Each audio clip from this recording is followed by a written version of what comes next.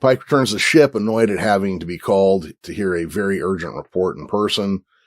Una explains that it was probably best that he find out without Uhura hearing.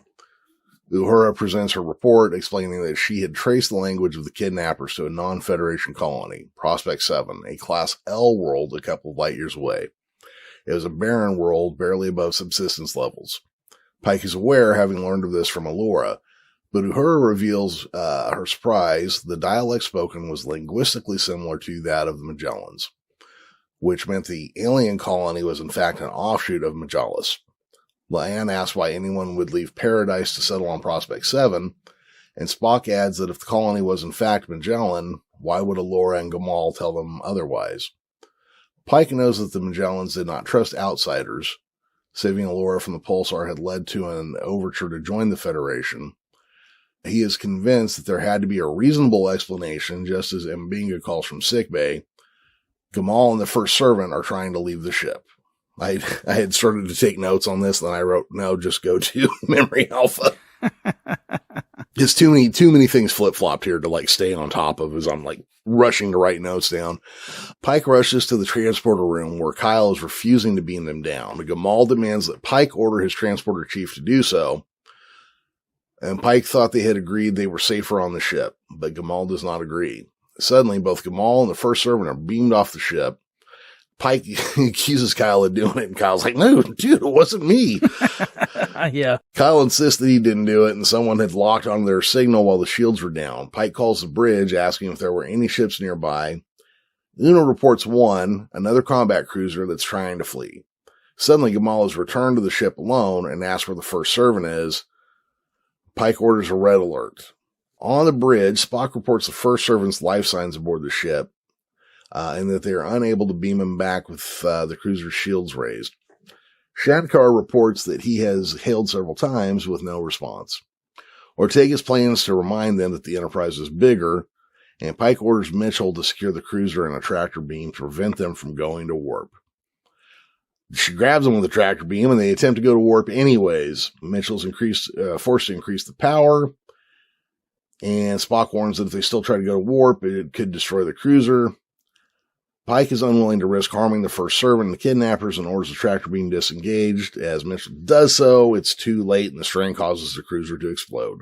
And I don't think I've ever seen them use a tractor beam to destroy a ship before. That was kind of a novel result. Well, it was accidental. It was, but you never think of these, you see that where they grab a ship with a tractor beam, but you never think oh, I guess if they resist, they could just kill everybody on board. Now, Laura is horrified when Pike informs her of the loss of the cruiser and the First Servant. She says this means their world is over. If the First Servant does not ascend, Majalis would fall from the sky. And I guess this is where we need to point out that this entire world is made up of floating islands and buildings, and half this world is up in the air, or most of this world is up in the air. I'm pretty sure this is the point where my wife just half-heartedly was listening and was like, oh, they're going to do a sacrifice. That's a child sacrifice right there. Yeah. They pull it out pretty big right here. I mean, they kind of lean on it pretty heavy now, Yeah, I still didn't know that that's where we were going. Yeah. I don't ever think they're going to do bad things to kids, but here we are. Well, yeah, as we get there, I'm going to have to give them credit for doing it, because you don't think they're going to, and then they do. Pike is kind of incredulous and confused, and he asks how one child could prevent such calamity, and Laura basically hangs up on him. She's like, nope. I have to assume that they don't have a receiver you slam down like you used to when you hung up on people, so it doesn't feel that good when you do it, Right. Because I've noticed when I get mad at people and I hang up, it just doesn't feel the same. Pike then turns to his crew and demands to know how someone could have beamed the First Servant off the ship. After a momentary silence, Uhura speaks up and says that she knows, and glances pointedly at Gamal. In the ready room, Gamal calls Uhura deluded, and La'an defends her, saying that she was summarizing facts and drawing a logical conclusion. Pike asks Uhura to walk him through it. Uhura explains that one would need full biopatterns to beam someone off without their knowledge, which would have been collected in sickbay. Gamal had access to those biopatterns just before attempting to leave the ship. Gamal protests by saying he was the first servant's doctor, but Uhura points out that he had access not only to the first servant's patterns, but to his own. La'an adds that the cadet just demonstrated the dreaded Lesson 7 of security, leave no stone unturned. And I'm surprised neither one of us thought to go back and write down all the lessons. But La'an usually requires people to look under Mugatten breathing stones for that lesson. The Mugato are just like gross. I'm trying to imagine what their breathing stones would be. But considers that unnecessary in this case, much to Uhura's relief.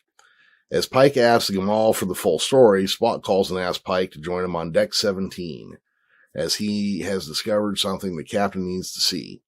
Pike acknowledges and orders La'an to escort the Elder to the brig. So Spock compliments First Servant's ingenuity, explaining that he had devised a method of generating his own subspace channel on an unused frequency. Spock thought there might be some utility in monitoring it, and then he reveals that the First Servant had sent a distress signal, something Pike knows is impossible as no one on the combat cruiser could have survived. But Spock thinks the First Servant wasn't on the cruiser when it exploded.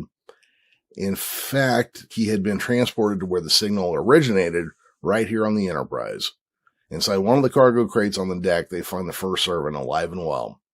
Pike prepares to take him to sickbay, but the First Servant insists that he must go to Majalis for the Ascension.